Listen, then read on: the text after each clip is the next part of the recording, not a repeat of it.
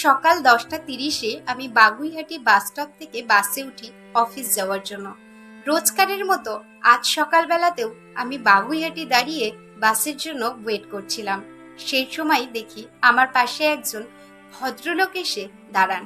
বেশ উঁচু লম্বা একজন ভদ্রলোক, শুটবুট পরা, মুখে কিছু একটা রয়েছে, চিবোচ্ছেন আর কানে ফোন, চিৎকার করে কারো একটার সাথে কথা বলছে, যা নয় তাই বলছে।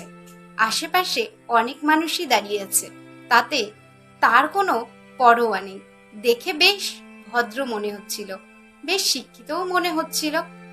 যাই হোক, নিজেরই কেমন একটা অস্বস্তি লাগছিল তার কথা শুনে। ওই ভদ্রলোক আমাকে কড়া মেজাজে জিজ্ঞাসা করলো, আচ্ছা হাওড়া যাব, কোন বাসটা যায় বলতে পারবে? আমি হেসে উত্তর দিলাম, L238। খুব তাড়াতাড়ি যায়, আপনার তাড়া থাকলে আপনি যেতে পারেন। উনি কোন রকম একটা ধন্যবাদও বলল না, বা মুখে একটু হাসিও রাখলো না। ওই সময় আবার ফোনটা কানে নিয়ে মেজাজ দিয়ে কথা বলতে শুরু করলো।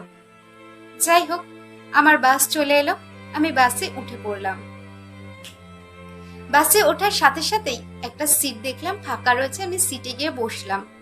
আমার পাশেই একজন ভদ্রলোক, তবে ওনাকে দেখে তেমন কিছু মনে হচ্ছিল না। খুব সাদামাটা সাধারণ একটা মানুষ, গায়ে একটা সাধারণ কেমন যেন আধো ময়লা আধো পরিষ্কার এমন একটা জামা ছিল। আমি বসলাম তার পাশে গিয়ে। সে কিছুক্ষণ পর আমাকে জিজ্ঞাসা করলো, আচ্ছা উল্টোডাঙা স্টপেজটা তুমি জানো? এলে আমাকে একটু বলে দিও, আমি এখানে নতুন, আমি কিন্তু কিচ্ছু জানি না।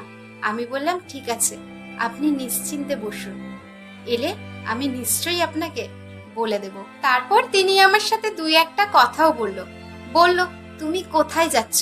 তুমি কি এখানেই থাকো? অনেকদিন ধরে রয়েছো? তারপর তিনি বলল, এত ভিড়ে কিচ্ছু মাথায় ঢোকে না, ঠিক করে যেন কিচ্ছু বুঝতে পারি না। খুব সাধারণ সরল সিধে একটা মানুষ, বুঝলাম একটু কথা বলে। তার কিছুক্ষণ পরেই উল্টোডাঙা স্টপেজের কাছাকাছি চলে এলাম। আমি বললাম, এবার আপনি উঠুন, এই সামনেই উল্টোডাঙা স্টপেজ চলে এসছে। উনি উঠেই আমার মাথায় হাত রেখে বলল, একগাল হাসি দিয়ে, দিদি ভাই তুমি খুব ভালো থেকো, তুমি আমার অনেক উপকার করলে, কিন্তু এ তো তেমন কিছু নয়। তারপর সে সেই বাস থেকে নেমে গেল। তার সেই হাসি, তার সেই আশীর্বাদটুকু যেন আমার মন ছুঁয়ে গেল, সারা জীবন আমার মনে থাকবে। আমি কিন্তু তার জন্য কোনো উপকারই করিনি। ওইদিকে একজন মানুষ যাকে দেখে আমার খুব মনে হচ্ছিল ভদ্র, শিক্ষিত, সে মানুষটা কথা বলল মেজাজ দিয়ে, তার মেজাজই যেন অন্যরকম। কিন্তু যে মানুষটাকে খুব সাধারণ মনে করলাম, আসলে সেই মানুষটা অসাধারণ একজন মানুষগুলোকে আমরা দেখেই বিচার করে নিই যে এই মানুষটা খুব শিক্ষিত, ভদ্র, অসাধারণ, ভালো মানুষ। আসলে বোধহয় তেমনটা নয়।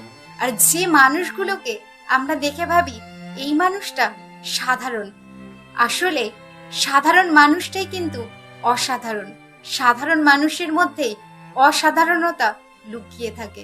তাই কাউকে দেখে বিচার না করাটাই ভালো।